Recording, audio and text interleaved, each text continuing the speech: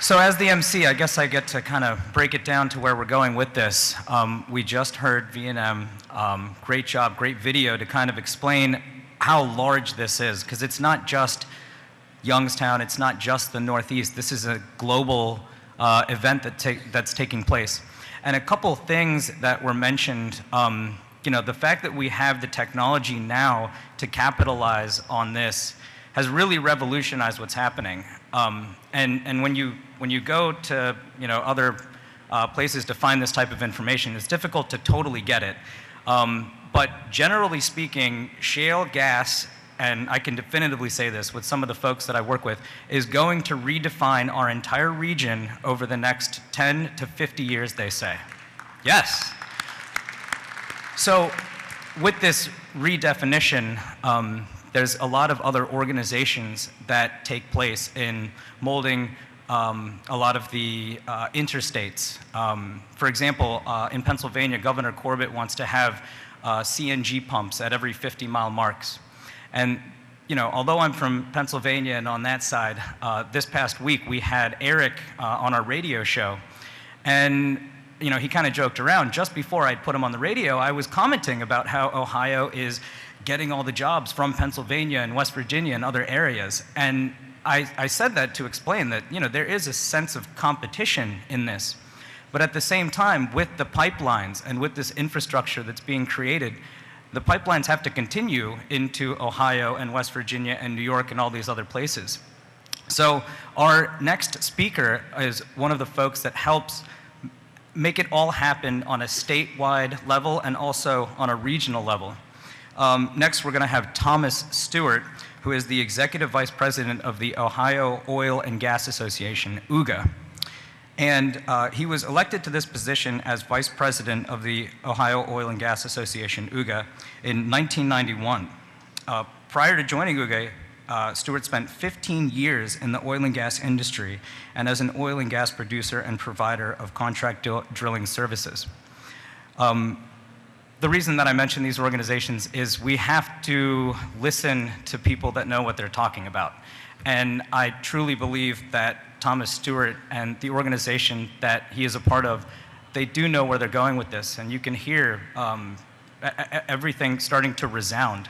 And we'll start seeing that in our next presenter. So let's give a round of applause to OOGA and Thomas Stewart.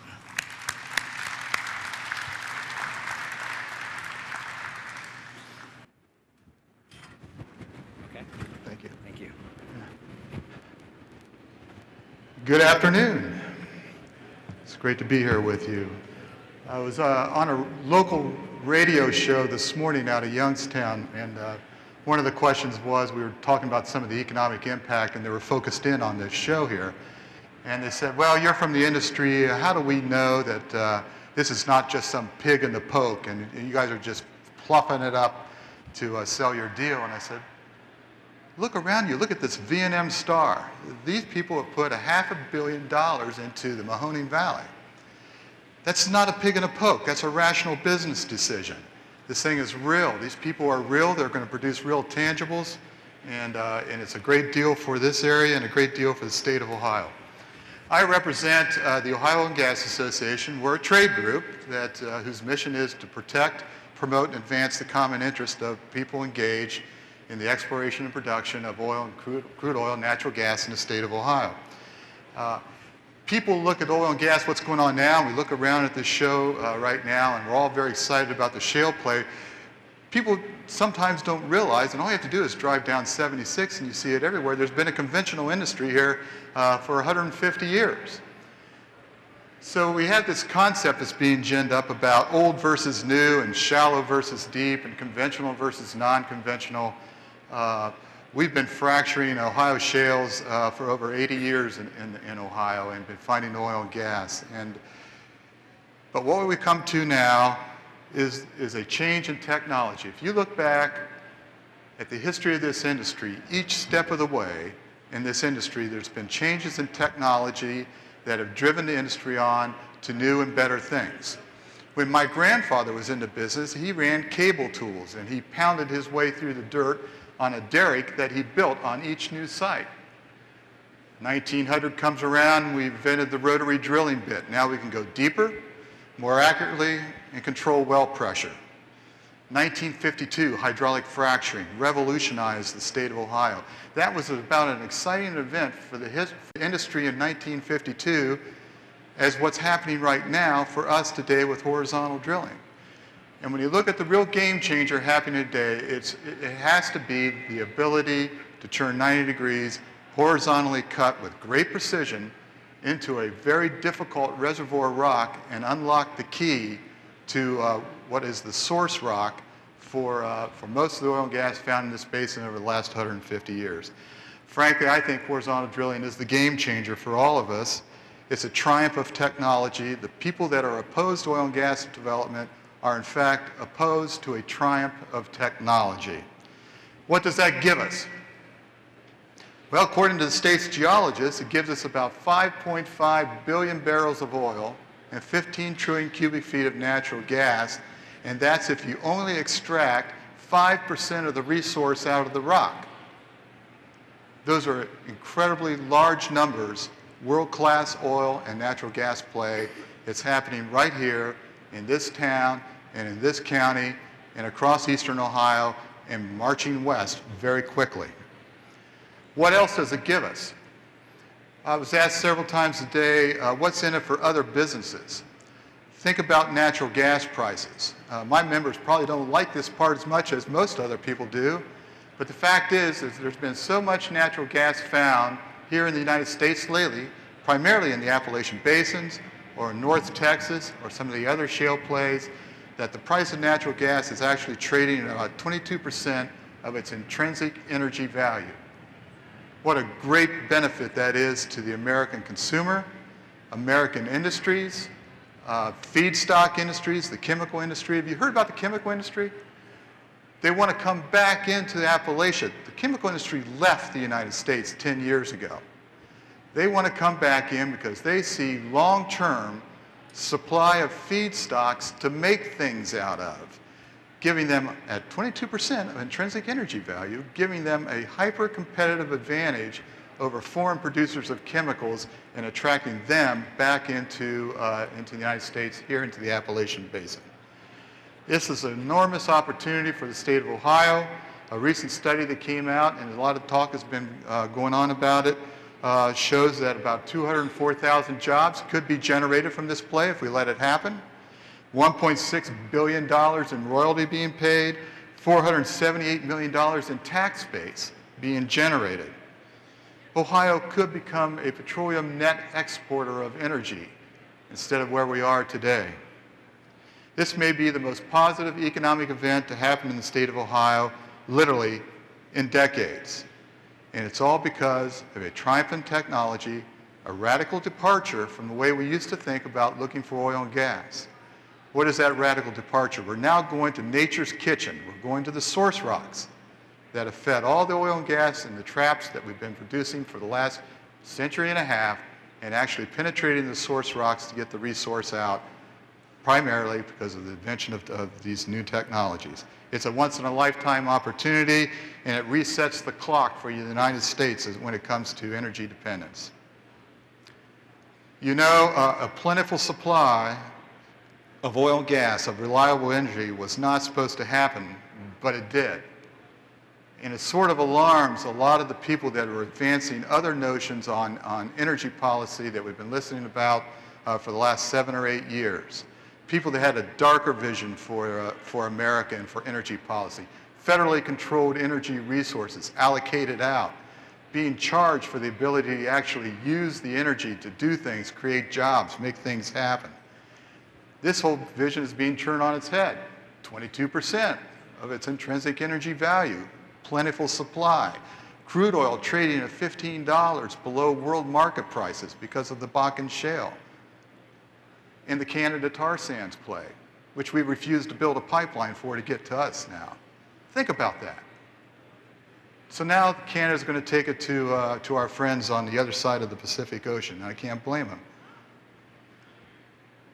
Where are we going with this? There's a lot of people, and you see them here, there was protesters here today, who are all very upset that this play is happening. And I think, in my view, one of the reasons that they're upset is because the energy fusion vision for America is changing dramatically. They say we're not ready. They say we need a moratorium. They say frack is a dirty word. I told an interviewer earlier today, if frack is a dirty word, jobs is a dirty word. What are they protesting about? They're protesting a technology that's been firmly in place in the state of Ohio now since the early 1950s. Over 80,000 frack jobs have been performed in the state of Ohio, 1.2 million jobs across the United States. Before the United States Congress in 2009, the regulator for the Oil and Gas Regulatory Program gave testimony on behalf of Groundwater Protection Council, and at that time he testified that in his 25 years of investigating water well complaints, not once have they correlated hydraulic fracturing to groundwater contamination. President Obama's EPA administrator, Lisa Jackson, said in May that she has never identified one example of groundwater contamination related to hydraulic fracturing, but she's still looking. She's still looking for that job. 1.2 million jobs, 1.2 million frac jobs that have been performed. This huge debate is just awesome to watch. I gave testimony a couple weeks ago in front of the Water Committee on Transportation in the U.S. House, and a congressman from Texas asked this question to the EPA administrator who was sitting on the panel, asking, after 1.2 million jobs, why are you still looking? And they couldn't answer. They couldn't answer. What we need to do as an industry, everybody sitting in this room is somehow related to the industry, what we need to do as a society is to move forward based upon authentic regulatory policy, understand how it's evolved, understand how to make it better, and move forward. What has the state of Ohio done? There's been two major episodes in regulatory policy upgrades in the Ohio statute. 2004, which concentrated regulatory authority into the Department of Natural Resources, giving experts in regulatory policy the ability to regulate the industry. And then in the last General Assembly in 2010, the enactment of Senate Bill 165. Senate Bill 165 was probably the most significant amendment to oil and gas law, probably since it was created in 1965, may be one of the most advanced oil and gas statutes under consideration in 33 producing states. 165 looked at funding for the Oil and Gas Agency and making sure that they had the resources necessary to do their job and to earn the public's faith and trust in the process. Looked at a lot of issues with drilling in urbanized areas, listened to concerns over that kind of process that have been generated, rational concerns that have been generated over the past 7 or 8 years, but primarily looked at how energy issues are being debated across the United States and develop an Ohio response. So in the Ohio statute, and keep this in mind, before I say this, keep this in mind, the Toledo Blade had an editorial a week or so ago that said, Ohio's not ready, they're not ready with any regulations, they're not ready to manage this. But what happens is, in 165, major statutes dealing with well construction, which are the biggest issues that we face, major issues dealing with hydraulic fracturing, notification, interaction with regulatory policy, major provisions dealing with well disclosure. In the public record now, anybody can find what went into the well, at what stage it went into the well, what was it used for, how was it done, including the frac chart, which shows you pressure and rate over time, the complete disclosure of what happened on the frac job. That's now in the Ohio statute. UIC, which is a hot issue here in around the Youngstown area. UIC, we've been doing underground injection in the state of Ohio since 1985 in House Bill 501. It's the law in the state of Ohio since 1985 that all water produced from an oil and gas property in the state of Ohio must go down an underground injection well pursuant to the Safe Drinking Water Act, which is the premier landmark federal law dealing with protection of underground water resources. We are not exempt from Safe Drinking Water Act. That's a fallacy. That's a myth that's being put out by the opposition. In fact, we are fully regulated under Safe Drinking Water Act, the federal standards, the preferred way for dealing with produced waters, that waste stream. Under 165, new funding came in that was a per barrel fee for water disposed of in the state of Ohio that goes to bolster the primacy program that regulates Class II injection here in the state of Ohio. Funding, well construction, enforcement authority, underground protection, underground injection protection, all were major events that were put into 165, made part of the law, giving the state of Ohio the tools necessary to regulate this industry and to earn the faith and trust of the public in that regulatory process. All this is based upon one fundamental principle. There's always risk in life. More and more Americans are looking at the risk around them and they're just trying to grapple with how to deal with it. People get alarmed and they're not well educated. And they get their sound bites very quickly on the evening news, not a lot of depth. So they get scared. But what we have here is a fundamental principle on whether you should manage risk or eliminate risk. If we eliminate risk, we've moved backwards in a darker vision for America. If we manage risk based upon management of experts who understand the regulatory history and policy and how it's evolved and the technology involved, we can make this thing work. And in my view, the state of Ohio is ready to do that. I think there's a lot of comfort that the Ohio citizenry can take into account so that they have faith and trust in the regulatory process. I think we're there. There is a process called the state review process run by an organization called Stronger, the State Review of Oil, Natural Gas, Environmental Regulations. They bring the environmental community, industry, state regulators, US EPA, US DOE, and come together and they peer critique state review programs against a national set of guidelines that itemize the critical elements necessary to have a good, effective state regulatory program. Are they effectively managing the risk? Is there gaps? Here's ways to fill the gaps if those gaps exist. Here's the things to think about to get ready for the future. And here's what you're doing right.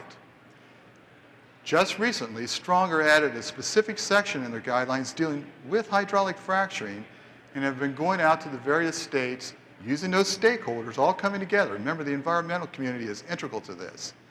Going around to various states and peer critiquing their state regulatory programs specific to hydraulic fracturing. First state was Pennsylvania. The second state was Ohio. Since then, they've gone on to Oklahoma, Louisiana. They just finished up Arkansas and other states. Colorado just got finished up. Here's what the Ohio report said about the state regulatory program, and here's what the Toledo Blade needs to hear. And remember, equal stakeholders came to these conclusions against a national set of guidelines. Sitting in and observing the process was Dr. Poles from US EPA, who's heading up the now famous study on hydraulic fracturing that theoretically comes out in a couple years. The conclusion of the review is that the Ohio program, post 165, is professional, well-managed, meeting its program objectives, and has a lot to offer other states about how to do it right. The Ohio public has very good reasons based upon the evolution of regulatory policy, the evolution of statute, the input from all the stakeholders, that they're doing it right and that we're ready to go do this thing. And that, folks, is what you got to tell people out there when they raise these alarms. You got to say that the experts, including experts from the environmental community, say we are ready to go ahead and do these things.